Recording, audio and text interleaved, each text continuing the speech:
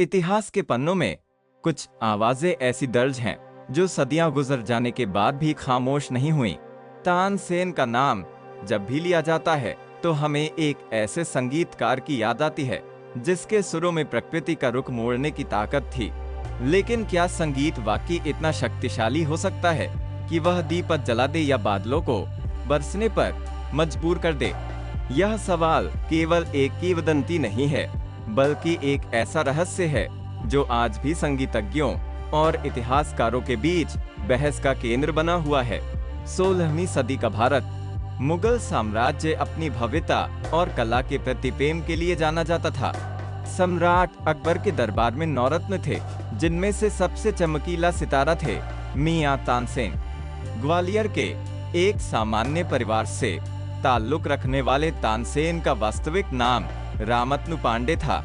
उनकी प्रतिभा का लोहा स्वामी हरिदास जैसे महान गुरुओं ने माना था। कहते हैं कि उनके कंठ से निकलने वाली ध्वनि में एक दिव्य कंपन था जो सीधे सुनने वाले के रूह को छू जाता था। अकबर के दरबार में तानसेन का रुतबा किसी वजीर से कम नहीं था, लेकिन उनके साथ जुड़ी सबसे बड़ी पहेली राग दीपक और राग मेघ मल्हार की है। लोक कथाओं में कहा जाता है कि एक बार सम्राट अकबर की जिद पर तानसेन को राग दीपक गाना पड़ा। दरबार के रोशनदानों में लगे दिए खुद ब खुद जल उठे। वहीं दूसरी ओर भारी गर्मी से बेहाल तानसेन के शरीर का तापमान इतना बढ़ गया कि उन्हें खुद को बचाने के लिए यमुना नदी में उतरना पड़ा। जब उन्होंने राग मेघ मल्हार का गायन किया तो भीषण सूखे के बीच अचानक बादल घिर आए और झमाझम बारिश होने लगी। अब यहाँ एक बहुत बड़ा सवाल खड़ा होता है, क्या यह सिर्फ अतिशयोक्ति है या इसके पीछे कोई वैज्ञानिक आधार था? इतिहासकार इसे अलग अलग नजरिए से देखते हैं।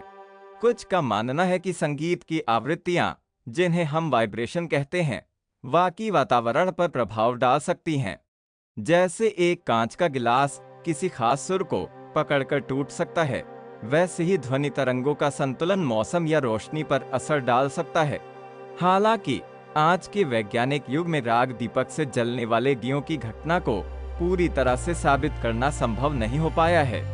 दिलचस्प बात यह है कि तानसेन के दौर में संगीत की शिक्षा का तरीका आज से बिल्कुल अलग था। उस समय संगीत केवल मनोरंजन का साधन नहीं था, बल्कि वह एक साधना थी। राग का अर्थ ही होता है जो मन को रंग दे। तानसेन का संगीत केवल 7 सुरों का मेल नहीं था, बल्कि वह एक गणित था, समय, लय और प्रकृति के तालमेल का। कई पुराने संगीतज्ञों का मानना है कि तानसेन ने जिस शुद्ध रूप में इन रागों को गाया था, वह आज के समय में लगभग लुप्त हो चुका है। हम आज जो सुनते हैं वह उन रागों का एक आधुनिक संस्करण है, जिसमें से वह प्राण या ऊर्जा कहीं पीछे छूट गई है। इस रहस्य की एक परत यह भी है कि तानसेन ने अपनी कला को कभी पूरी तरह से सार्वजनिक नहीं किया। उनके संगीत के सबसे गहरे रहस्य उनके वंशजों के माध्यम से आगे तो बढ़े, लेकिन समय के साथ वे बिखराव का शिकार हो गए। कुछ इतिहासकारों का कहना है कि तानसेन ने इन रागों की शक्ति का इस्तेमाल करने के लिए एक विशेष प्राणायाम तकनीक का सहारा लिया था, जिसे नाद योग कहा जाता है। यह ध्वनि के माध्यम से शरीर के चक्रों को जागृत करने की प्रक्रिया है, जो शायद अब केवल किताबों में ही सीमित रह गई है। आज जब हम तानसेन की समाधि ग्वालियर में देखते हैं तो वहाँ एक इमली का पेड़ हुआ करता था। कहते हैं कि जो भी उस पेड़ की पत्ती चबाता था, उसकी आवाज में तानसेन जैसा जादू आ जाता था। अब वह पेड़ तो नहीं रहा, लेकिन तानसेन की विरासत आज भी उन लोगों के लिए प्रेरणा है जो संगीत को केवल एक पेशा नहीं बल्कि इबादत मानते हैं। क्या वे राग वाकई जादुई थे या फिर यह तानसेन की अद्भुत गायकी का ऐसा प्रभाव था जिसने सुनने वालों को सम्मोहित कर दिया था? इसका कोई एक निश्चित उत्तर शायद कभी ना मिले।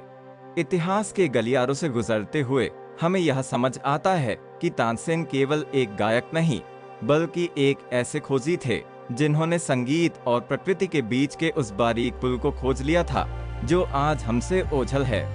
हो सकता है कि आने वाले समय में ध्वनि विज्ञान हमें उन रहस्यों का जवाब दे सके जो सदियों पहले एक सम्राट के दरबार में अनखे रह गए थे। तब तक तानसेन का संगीत हमारे लिए एक सुंदर पहेली बना रहेगा। जिसे हम महसूस तो कर सकते हैं पर पूरी तरह सुलझा नहीं सकते। इतिहास के ऐसे ही अनसुने रहस्यों के लिए चैनल को सब्सक्राइब करें, वीडियो को लाइक करें और इसे अपने दोस्तों के साथ शेयर जरूर करें।